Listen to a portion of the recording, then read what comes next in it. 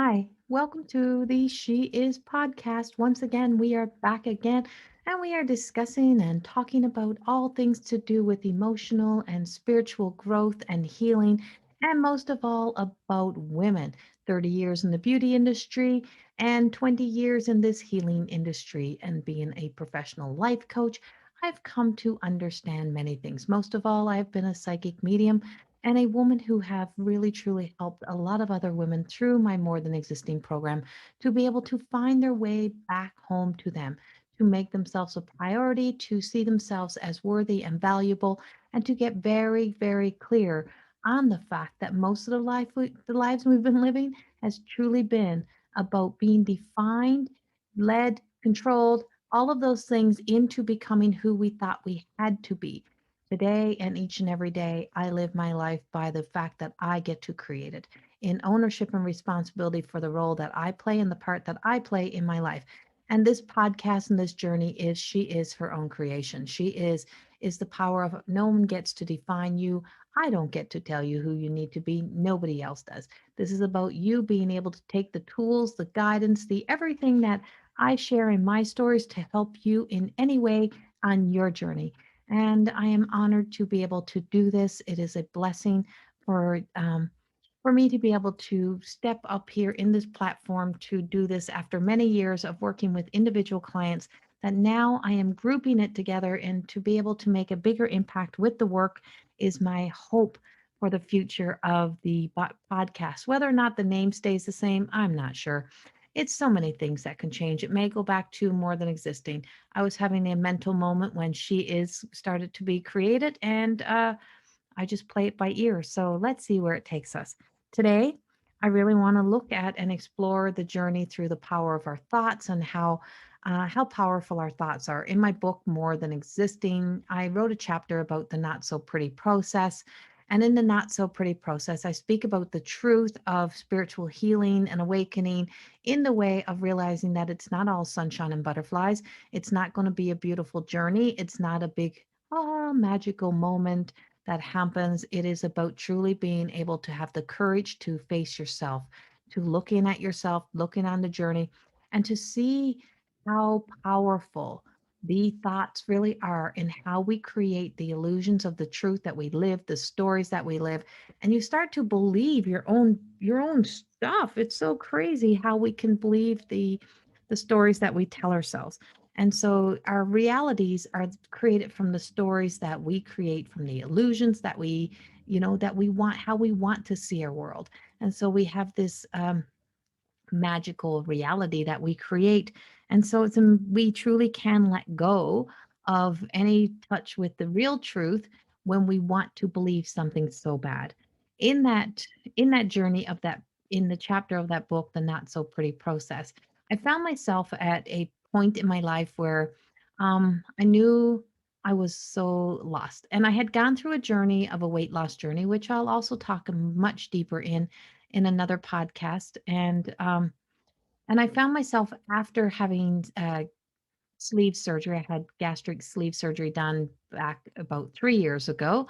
I found that I was right in the midst of some big changes in my life, or really trying to find who I was. But it wasn't why I had the weight loss surgery.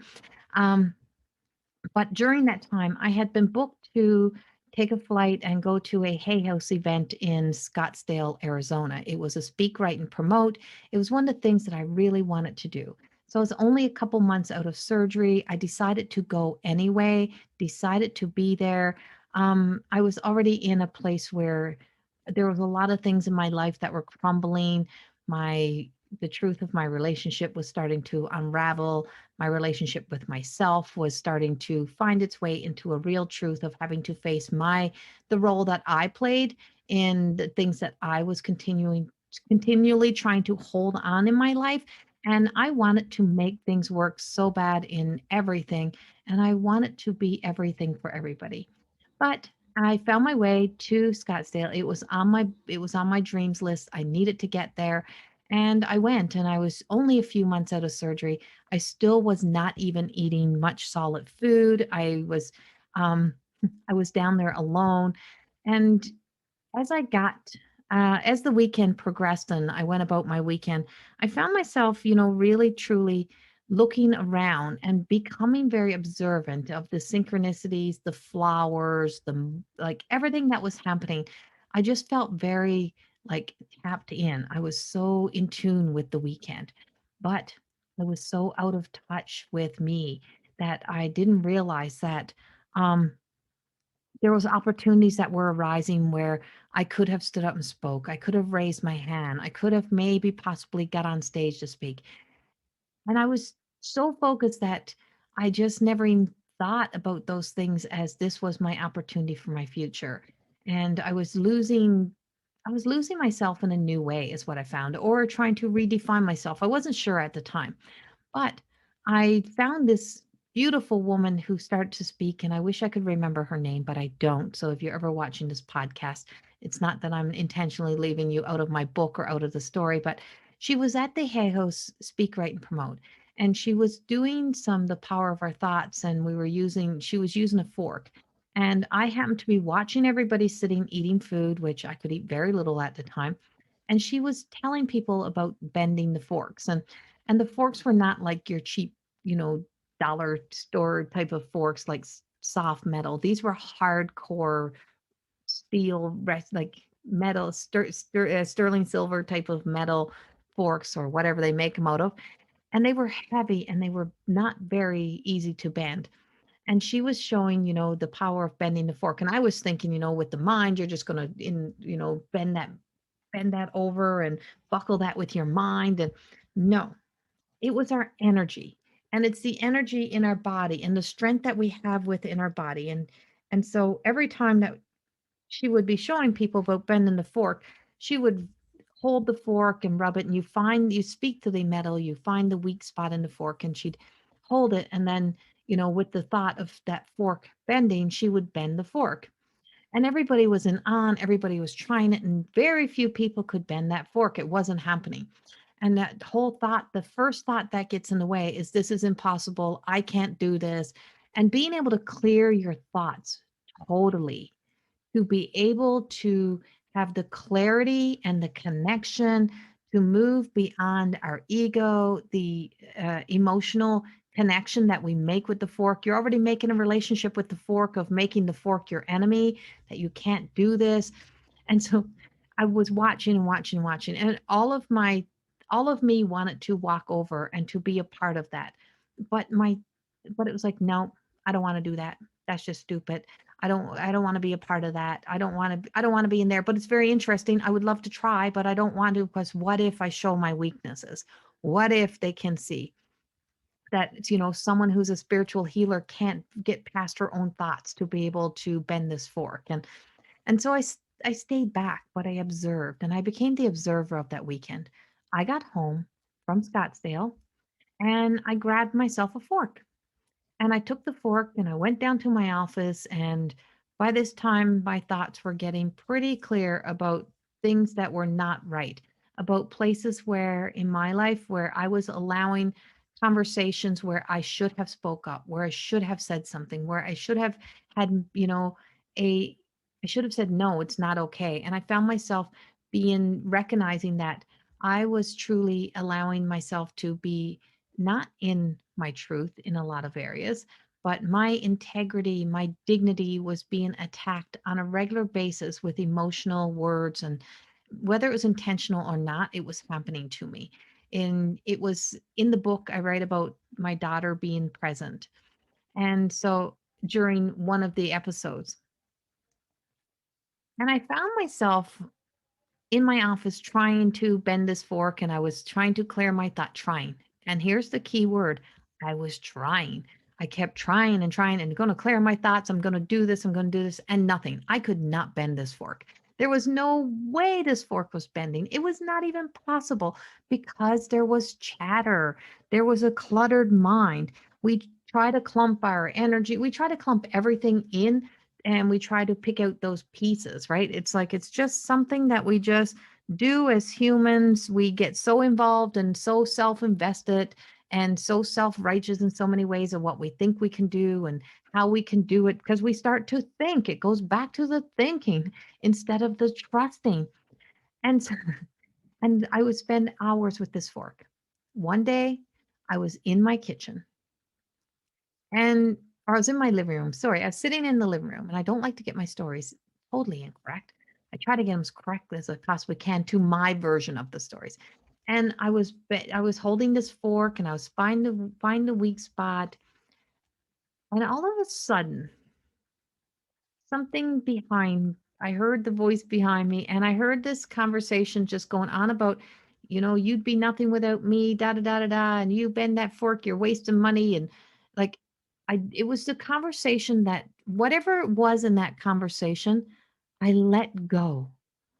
And I just heard myself say, I am done. And when I said I am done that time, the fork buckled all the way down. The power, the energy, and the fork buckled right in half. And I was so clear in my thought in that moment. I took every prong of the fork and I buckled everything all up. And I held the fork in my hand and I gripped it so tight.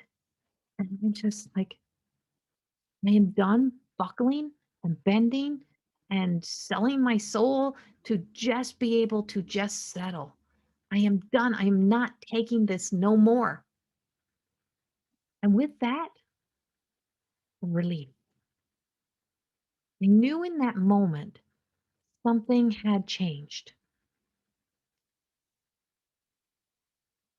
And then I felt myself returning to a little bit of ego. I started to crow a little bit around people about the fork. But I took the fork and I took it to workshops and I started to show it to women. I'm like, this fork was impossible to bend because I was so impossible to deal with. I was so complicated. I was so caught in the what ifs and the stories and everything else that the thought, like, life is so simple, but we complicate the shit out of it. We complicate everything. We make it so complicated. We put everything and we invest every little thought into seeing everything that could go wrong, everything that could happen, every possibility, every possibility that things could possibly go right again, whatever it may be. And we invest so much into there that we get so lost and that we can't see clearly. We can't think clearly that all we have to do is to make a clear decision, a clear choice to get clear with ourselves. Everything else will unfold. Well, after that experience, I wasn't quite ready, I guess. There's like I just feel like once you put it out there, I know, not I feel. I know that once you put it out there, things take time. And so it just took me some time and it was a final straw that came while my daughter was present. And I just heard the words of just uh, gaslighting, making fun of me again, being rude, like called me nothing once more. And I heard once more, she'd be nothing or her and her bullshit or whatever it was. And I think mediums, like all of this things that I just heard. And my heart just knew. I grabbed my fork and off me and my fork went downstairs. And I wrote those words: I am done. I will find joy and happiness no matter the cost. And if you've heard these podcasts, you've heard me say this many a times. But I don't know if we often pay that close of attention to when we hear it being said until we're ready to receive the message with clarity. And that is the fork. The fork became the messenger for me of clarity, of how that impossible fork that I had spent forever, that once you made up your mind, there's no going back. You can't put the fork back the way it used to be because the integrity in the metal is now broken.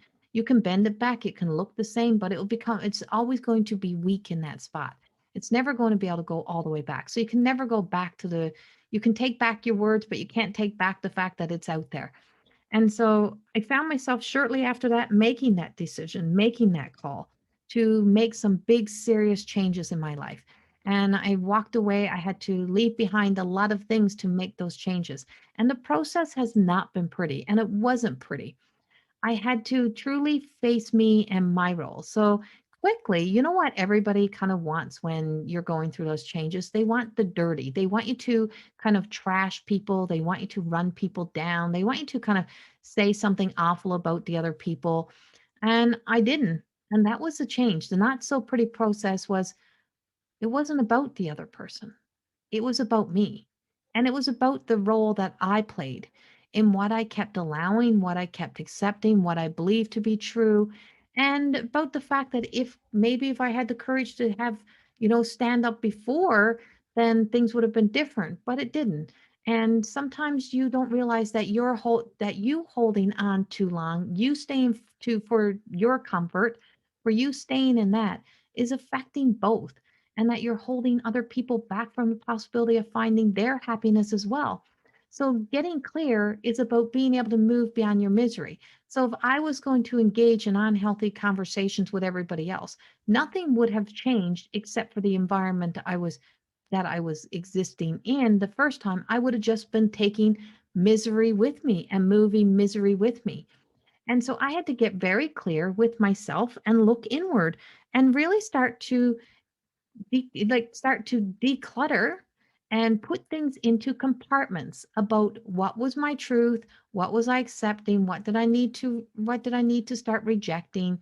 You have to own it and claim it in order to reject it. You have to own what is yours, own your responsibility, own your part, own what you need to do, because as long as you're blaming everything on everyone else in the world or blaming it on someone else, then you're never going to do the work that you need to do. And you're always going to be returning to the same type of environment. You're going to be always allowing, you're never going to be speaking up because it's always going to be on somebody else and you'll be laying it over. And so as I found myself traveling around with my fork, and as my reminder of everything was that if I want to do the impossible, I have to look at what is possible. And I also have to look at the things that keeps me rigid, holds me tight. And so when I put things into compartments, I really started to look at self and the self that we identify to be our personality, our personas, and what holds us back. And I say, oh, because I have no confidence, I've lost my confidence. No, I've lost trust in me. I lost faith in me. I lost the connection to me. And it went way before that relationship. It went back prior to a decision, a choice where I bended and buckled to the fear stories of making myself, become afraid of the outcome of somebody else's energy. And so I paid the ultimate price in my decision and my choice at the time out of fear. And so I found myself looking back at my life at all the times when, once I could start clearing out these energies and looking at all the times that I buckle and bend it, or that I was rigid, or that I was holding on so tight. I looked at all scenarios and all situations that I had been in. And I had to face a real truth. If I had not have done this, this would not have happened. If I had have just walked away, if I had to have let that door close, if I had have just made that choice, if I had have, but I didn't. I did this and I kept walking into that and I kept walking into that door and I kept walking into that relationship in that environment. I kept doing those things. Why do I keep doing those things? What is it that I need to change? So I wasn't going to engage in all of the whole trashing thing that people do when they get together after a breakup. All the friends get together and they drink wine. They go this and that, and they did this to me, and they did that, and all men are like this, and all relationships are like this, and all women are like that. No, because no, they're not. And we all play our own role. And we all have our own responsibility. And we are responsible for our lives. Now, don't get me wrong. There is times when there is things that are, like you you didn't ask. It's not saying you asked for it. We're not asking for those things, and we didn't. But our choices to continue to stay, our fear stories, when we tell ourselves we have no other choice, we have no other way, we can't do this, this is the parts of the fork. It's like, yes, there is a way. I don't know how the way is going to show up, but I'm going to find a way to do this. And that's when that fork becomes bendable. When you can truly say, yes, there is a way. I don't know how, I don't know where, I don't know why I know this, but I just know it's out there. And that's where faith comes in. And faith truly is having faith in you to know that you have everything that it takes to make that change, to make that happen. But first, you have to start seeing yourself at the end and having that courage. See yourself at the end of other unhealthy situations, which is, many other things you've probably heard me speak about in these podcasts. But But we don't, right? We often don't. And this is about being able to see that and to look at that find a way. And my recent book is called The Way Home, Resting in the Way, is that I found a way. I found a way to pretty much do almost everything in this life that I needed to do at one point or the other. So when I started thinking of finding ways, I was that I had to truly start to find my way home to me.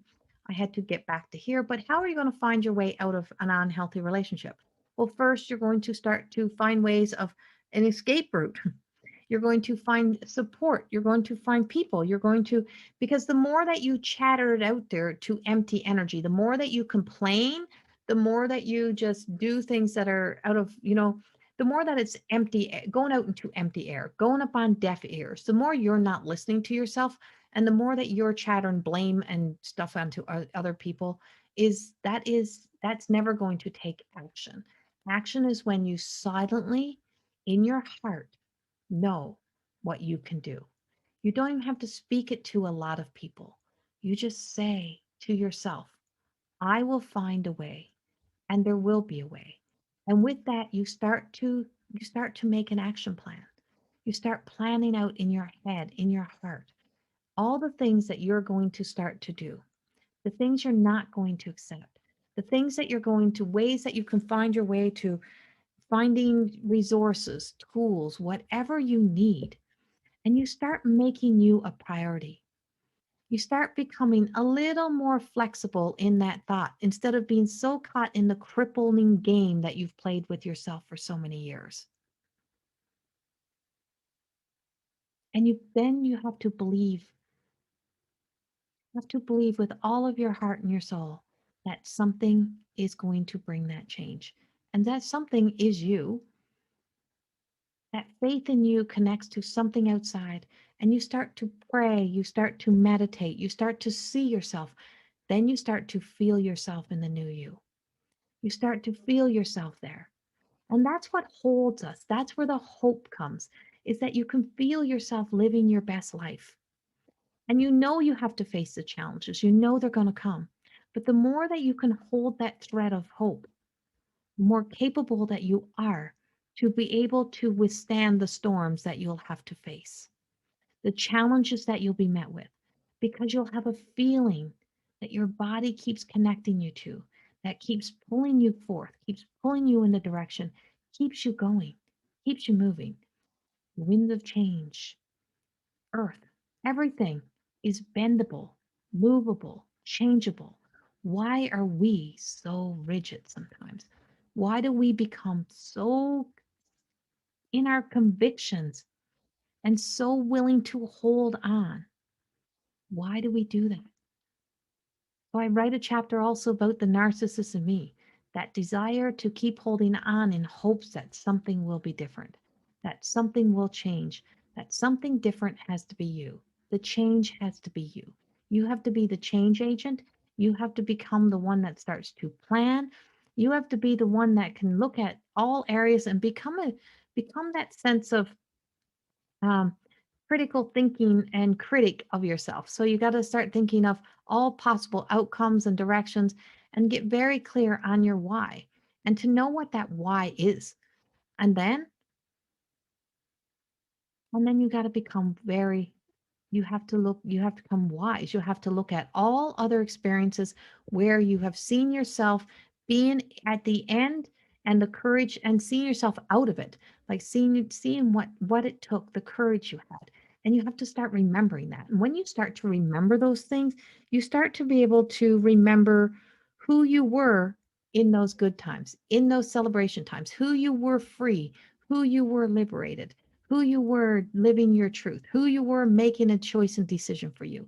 And as you see that, you can see something. You can see you can see a power rising inside of you. You can see a confidence again. And you may not be able to stay connected to it for very long in the beginning, but time, with time, you can. And every moment that you invest into remembering it, to holding it, to feeling it, to sensing it, every one of those starts powering up the internal light within, that embodied light, that innate abilities that we have that give you the courage and the strength to be able to move forward. And so from that, it's that connection to that soul self, that non-physical self that becomes the voice that you start to listen to, that you just know that I am worthy, I am valuable, and I am not doing this no more. And you hear yourself time and time again, I know what I need to do. I know where I need to go. And now when you do that, you're holding yourself a little bit more accountable. What can I commit to today?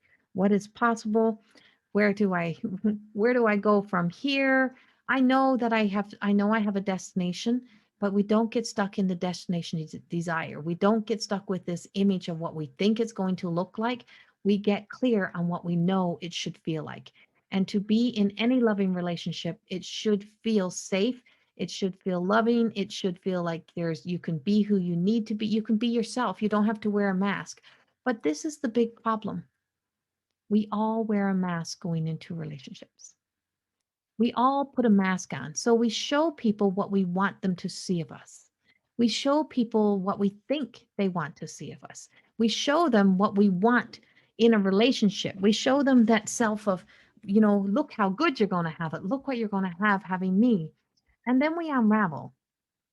The longer you're in that relationship, you change and you evolve, but you also start to show your truth, who you really are under stress, who you really are when you can't deal with life, who you are when jealousy comes in, who you are when you're witnessing, something of the past that you don't want to have to face.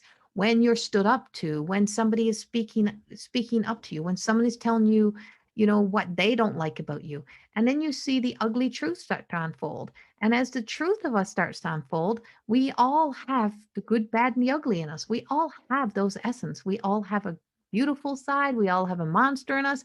We all have that. And sometimes, if we had to just let people know the truth of us, they would have been prepared for what they were going into. But when we're not prepared for what we're going into, we we unravel. And the other thing, when somebody tells you they don't want you, that's a pretty clear bendable fork right there. That's a bendable moment. That's an opportunity to walk away. And you should walk away. But instead, you convince yourself, if they say to you, oh, I don't want a serious relationship, but you're like, oh, yeah, you do.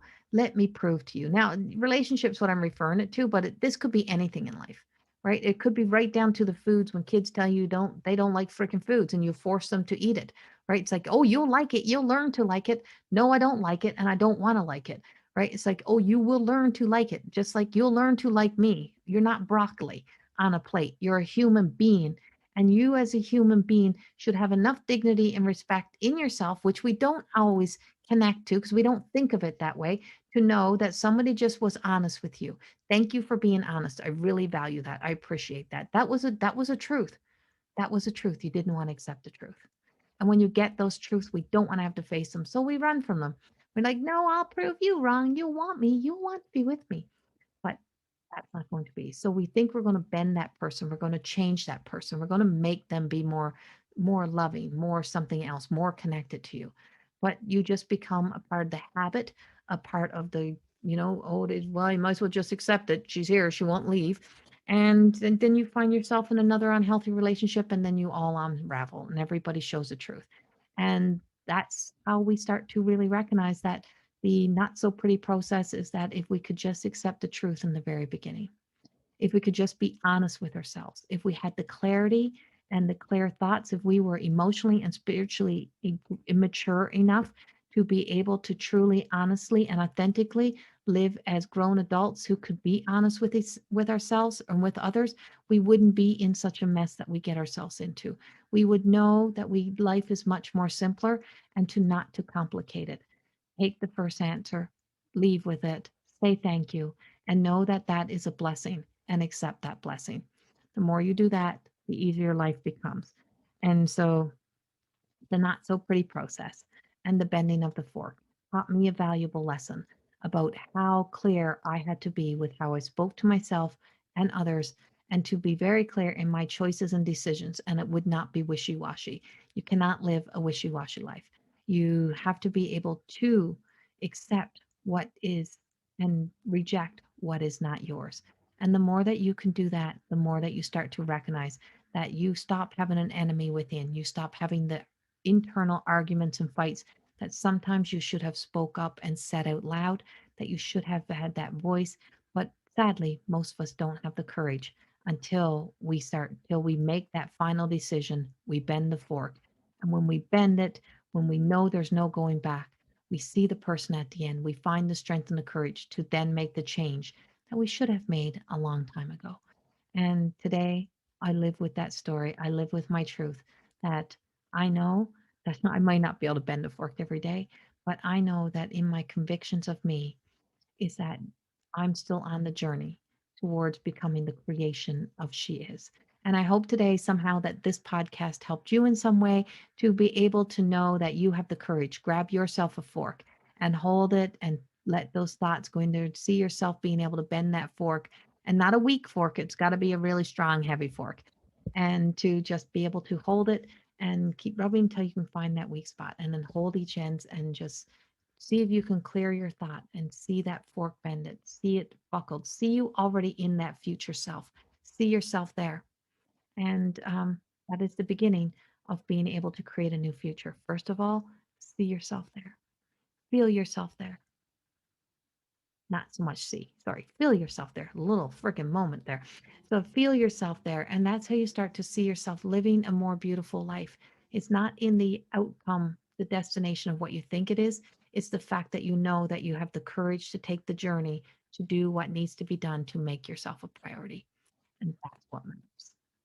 Have a beautiful day and thank you for being here. And please subscribe to my YouTube channel. And I also have another one, and that one is in the links as well. And it is Corrie Thorne Spiritual Healer. It's where all my woo woo is where all of my monthly zodiacs, my channeled messages, some meditations, and also I have Corrie School of Magic, where you can get yourself on the list to enter in to become a part of the More Than Existing program and to become a part of the movement of More Than Existing and many other programs as well.